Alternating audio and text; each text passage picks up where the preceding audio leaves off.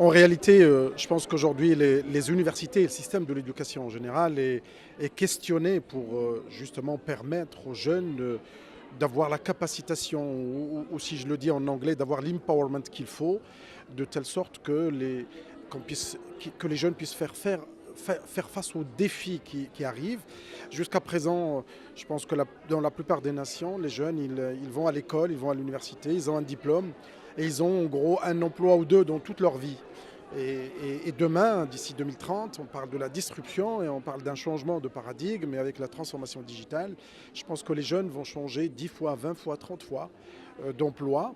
Peut-être même qu'ils auront à créer leur emploi eux-mêmes. Et donc, je pense que le système d'éducation, et particulièrement dans les universités, il faudrait qu'on change nos paradigmes de formation de telle sorte qu'à ce que les jeunes puissent avoir les compétences scientifiques, mais qu'ils puissent avoir aussi les compétences transversales, les compétences aussi de l'incertitude, de telle sorte de pouvoir avoir la possibilité de pouvoir changer de travail, de pouvoir faire face. Et justement, en ce qui concerne la femme, c'est former les jeunes, d'avoir confiance en soi et d'être aussi capable d'entreprendre.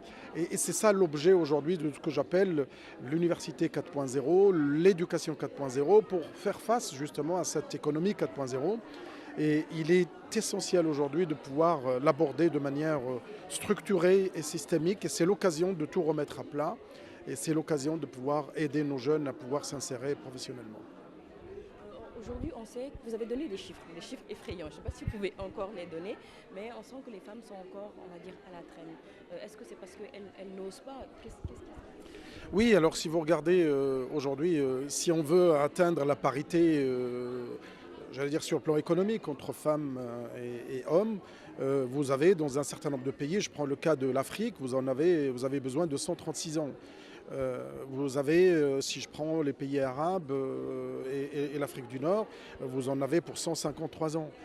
Et je pense que le rythme aujourd'hui pour pouvoir faire cette parité est trop lent et je pense qu'on n'aboutira pas. Je pense que c'est pour ça qu'aujourd'hui le système d'éducation et de formation devrait être revu pour justement accélérer ce rythme-là, pour que cette parité devienne quelque chose de réaliste.